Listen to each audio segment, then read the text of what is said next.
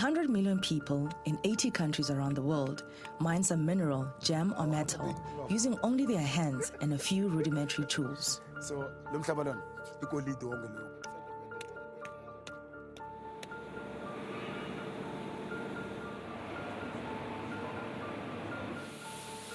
in South Africa, thousands of mine workers who have been recruited by big mining find themselves between a rock and a hard place as formal mining slowly dies and informal artisanal mining remains criminalized.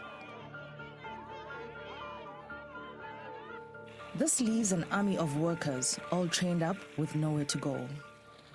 Over the decades, workers have been recruited from all around Southern Africa to what is now 6,000 abandoned mines across the gold fields. Employment in the mining sector is shrunk, like year out. It is shrunken from 1 million, employing 1 million, and today as we sit, the industry formally employs 400,000 workers, and we are actually looking forward to further losses as we go by. Mining depletes resources in the ground and leaves water pollution, sinkholes, earth tremors, and land not fit for much else.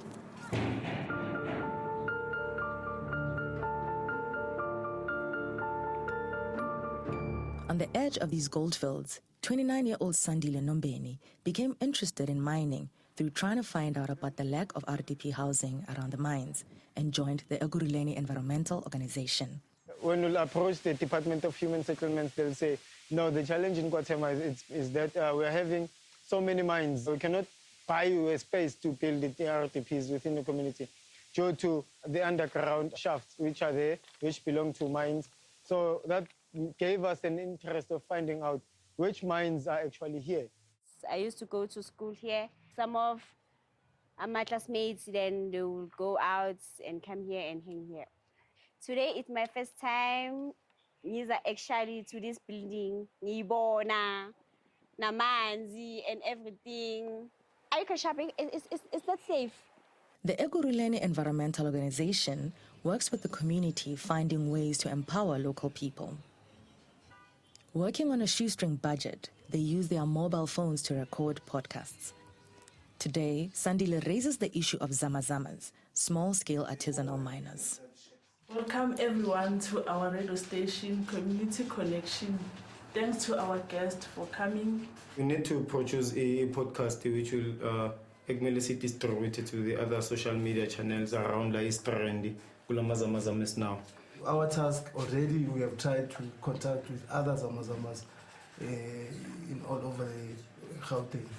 So the only thing is to set a date, which one can we be able to call all those people and talk to them. They still believe there's a lot of gold in those shafts. That's why we have Zamazamas. At the nearby Old Daggafontein mine, this environmental group are working to gain the trust of informal miners to be able to workshop a way forward. Sandile and Mpo are shown by Zamazama Jaman how to extract handmade gold by using poisonous mercury. Le mercury ayihlanganise bemhlophe ngizokhomba ukuthi njani awuthi ngifuna into etweni idura kanjani lento le ngwayinyathe ibhodlela lingaka 200 yeah lingaka noma voma 30 something 1000 ngale bhodlela ninomsebenzi omningi njengaleli ngangenzela 1000 ngithi sesiphilile Should bangathola ezingaka nje ezi5 or 10 right yeah ubrand enyana for a week maybe mawuthola ezi5 so maybe 1000 something okay yona ngwayinyatsi yadura yabona ama switch and bathini bathi 20 current bathini ayingangasebenzi phela le mama uyaliba ugana ama percent angithi moyifaka esikalini uyayibona isikali sakho nelisi esincane so yeah. So you always find new faces, and obviously when people go on holiday, they always tell this good story about Igoli and its gold, and we are working on this, and remember they call it plants as well, so somebody will just assume, okay, it's a factory or it's a formal place where I'm going, then they're attracted because of the goodies and whatever that their relatives or friends present when they get back for holidays.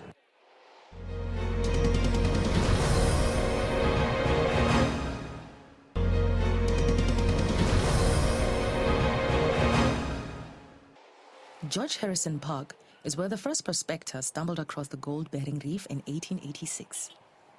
The park, named in his honor, close to Johannesburg CBD, has some of the busiest diggers' traffic into the underground void.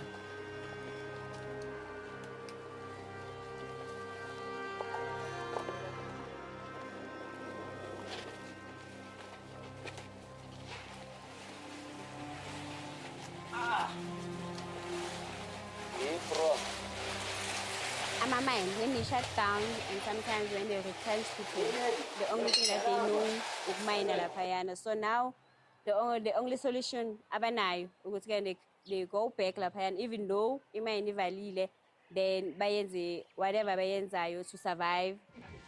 For Zamazamas, this is a livelihood strategy, risking their lives to feed their families. Sandile speaks to a Zamazama about his feelings on having the work regulated. Kube nendlela erayithi yokusebenzisana. Angazi ningayithanda lo ndlela mhlawumbe. Singayithanda kakhulu futhi ngoba vele ikakhulukazi njengamaphoyisa anokuhlupha vele amanye akhona. Anokusithathela vele umsebenzi mhlambe nini mayeqhamuka nje lana uthola mhlambe nini kuphoqa ukuthi ubaleke ulimala phefumuleki sekugcwele ama njengoba mhlawumbe ubona abafowethu abanye sakhetha ukuthi sibathathe ukuthi basigade ingoba phansi sasikade sihlangabezana nenkinga kusuka abanye bethu uthola ukuthi bazogebenga phansi befuna wona umsebenzi mhlawumbe egcine sebesetshenzelwa kanjalo gcine mhlawumbe into ukuthi nini eseniphansi nisakhona ukuphuma uma ungena la vele usuke usuyidelile impilo.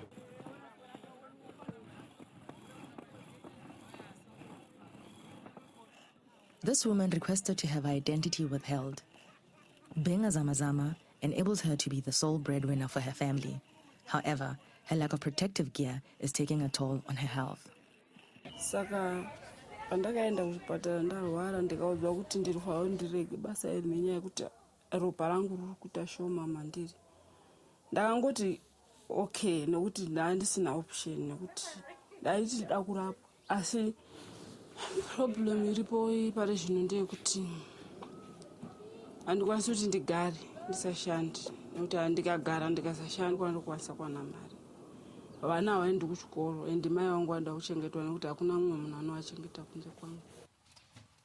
Isi totora zvekudzokorora zvacho touya nazvo zviri zvinyoro sezviri panze apa ndoyandoyanika pazuva ndozvayanika kare ndaita zvokupisa izvezvi handichapisi ndakushandisa zuva nenyaya yekuti huni dzacho dziri kunetsa ndiropa tichazowana gold yacho ndakuya kudai ndikapedza kukuya then ndozoenda kumadhireni uko kunodhireni uko ndoisa mvura ndodhirena mari neyo ichisara pamatauro isara pamatauro then ndozomawacha matauro ndozoisa mercury then mercury ndo ichazosanganisa mari yacho ndobata mari yangu ndozotsvaga kunotengesa mari.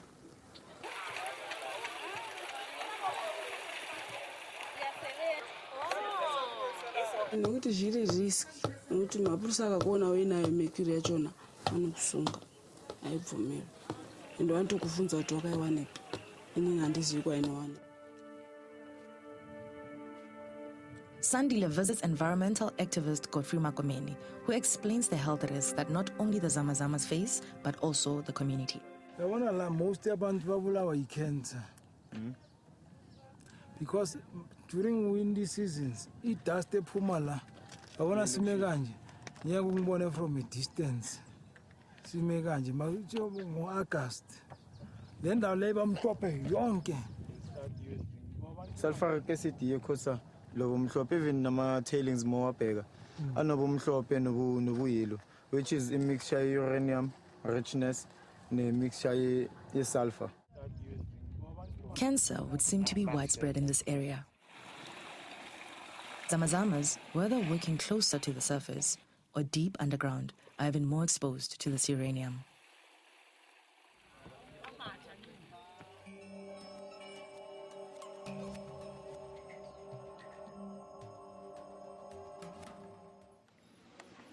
On the furthest western side of the goldfields, Sandile meets traffic officer turned cancer activist Cecilia Mollo, who has teamed up with the Treatment Action Campaign. Cecilia was photographing hardened uranium-rich mine waste sludge, colloquially known as chocolate cake. I spoke to a lady, she was eating this, and I said, where do you get this? She said, from a mine tailing. I was so disturbed. Because this is direct uranium, if they're pregnant, this is a craving. What's going to happen to the child? What's going to happen to you? We have been doing research basically on cancer, but we know that it's because of the mine tailings. You know, scientifically we have not proven that. We're still yet going to do an epidemiological study. My sister died of melanoma, and it puzzled me a lot. We started with a rash, and they said it was eczema, and then it escalated to a point where her dermis was literally visible. That's when they diagnosed that it was the skin cancer. And 2 years later, my mother had leukemia. Like every fourth person that I knew had cancer. We stay near the cook section, and apparently it's high in uranium-226. Yeah. It's so rife that it's literally impossible that it's genes. If we can do more of this cancer awareness campaigns, and also education to communities, and engage communities on a daily basis about their experiences, about their health, about their social and economic status. We really have a challenging situation with Zamazamas. We need to get some kind of interventions, particularly maybe we can consult with your legal fraternities. Sandile visits the Legal Resources Center to learn more about the health and safety issues related to mining, and in particular, Zamazamas. You currently see an operation that is characterized by practices that are very, very dangerous. Dangerous to the miners themselves, but also dangerous to communities and to the safety of the broader water resource, and really are activities that are entirely unsustainable. So we've had some engagement with people in the department over time.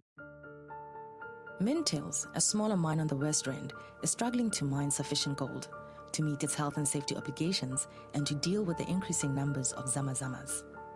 Dr. Anthony Turton advises the mine on how to rehabilitate their land and manage toxic water.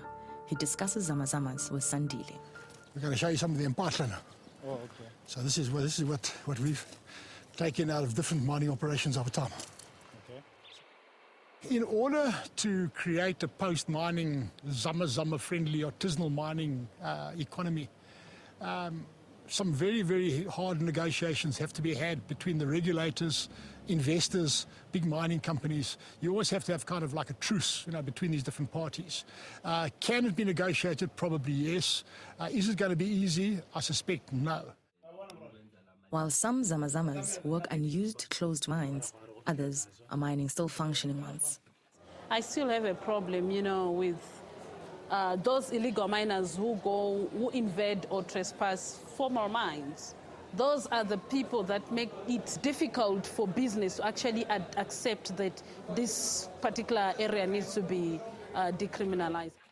Between Randfontein and Springs, you've got almost 100 kilometers of surface striking reef, and all of these will eventually be mined out by Zamazamas. My prediction is that in the not too distant future, you're going to start seeing bits and pieces of infrastructure such as this road and railway line subsiding into this shallow void.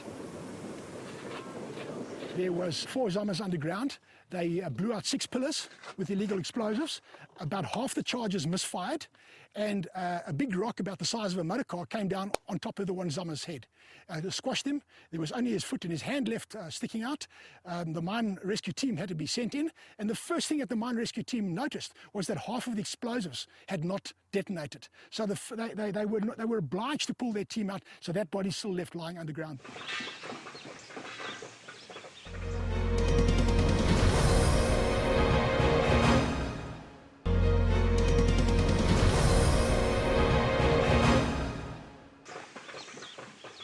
At Mohale Gold, Mintail's predecessor, Ronald Malambo, had built his career. Promoted from cleaner all the way up the ladder to plant operator, he's a trained rock drill, forklift and front loader operator. But when he was retrenched, he turned to crime. After serving time in prison, he became a zamazama, as mining was what he had been trained to do. Yeah, ngibabona basebenza ngegolide la ngicabanga ukuthi abantu amamesa lamajida abathole lesi. Kanti labantu benza into ethola ukuthi there is no need to raise crime. Because most of crime is like it was body HP, housebreaking, robbery, hijacking, linnaga join a golide wa fisa bona wa fihlela mo ibona okay fine. Ingena mading. But because se ke a tseba le letsa ka thing like ke gona go utla monata ka re wa teng. Ba riele le go moja le bona they wasn't expecting gore ngaba le go moja. At the end of the day, I'm not okay, fine. This thing which means he is a life even better. As long as you drink a tea by 2 slices, that's good. That's better than nothing. So, but in taking on what is just because of the mama police and the Artisanal mining doesn't only confine itself to gold. It also looks at those particular minerals like sand, clay, you know, the ordinary ones that people use on in their daily basis. So that those areas, they have been decriminalized. And even I understand in South Africa, in Mpumalanga, sand mining has been to some extent decriminalized. Nobody cares about that. But of course, it's not a precious mineral. I think that what the Legal Resources Centre has been seeing over time is situations where commercial mining has left communities in situations that they have to find ways to exist and subsist once the commercial operation comes to an end. If you look at semi-precious stones, there's a whole series of opportunities for beneficiation and for the establishment of co-ops. But we believe that there are opportunities in each mineral. This is something that has to be looked at afresh. There is no one size fits all, but if one is governed by the notions of the creation of the opportunities to work, the creation of safety, particularly in relation to the environment, and the creation of a platform through which a greater number of people can have a much more direct share in the wealth of our country, that surely has to be a win. There is an increased understanding that artisanal mining is not adequately provided for in legislation. Zamazama mining in South Africa is valued at an estimated $2 billion, which is currently not generating any tax. Sandile meets Douglas Rasiyonza, who introduces him to a community who are currently looking for ways to use minerals to benefit local people, now that formal mining has ended in the tiny town of Priska, 800 kilometers from Johannesburg. A town also built on asbestos mining, which has now left many unemployed. Asbestos is not the only mineral in the area. There are also semi-precious stones to be mined, in particular, tiger's eye. The way in which tiger's eye is currently being mined is that it's being mined and then being sold locally and then being shipped, quite often just raw, and either goes to China or India.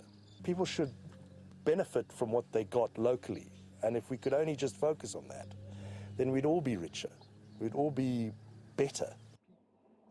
Douglas takes Sandile to meet Gianni Chenge, founder of Lokshin Hub, which has initiated procedures to formalize mining of tiger's eye by local miners. Quite heavy, yeah. That's why you're so big.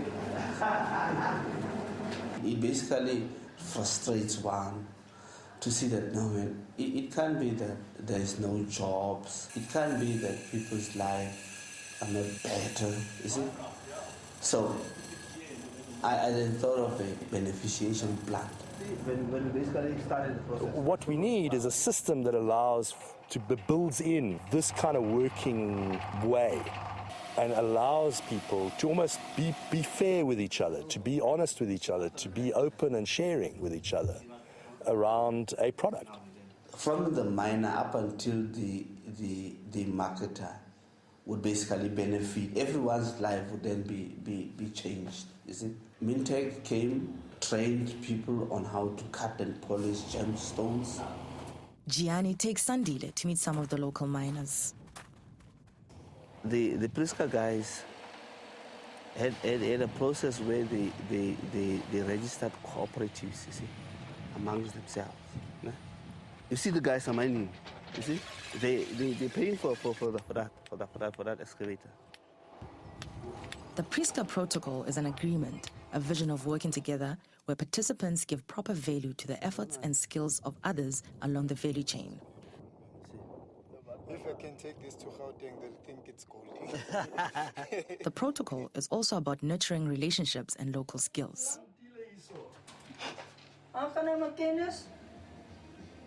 Rina Labaskachny makes jam trees that Douglas exports to America. Through crowdfunding, he found enough people interested in a better future for local miners.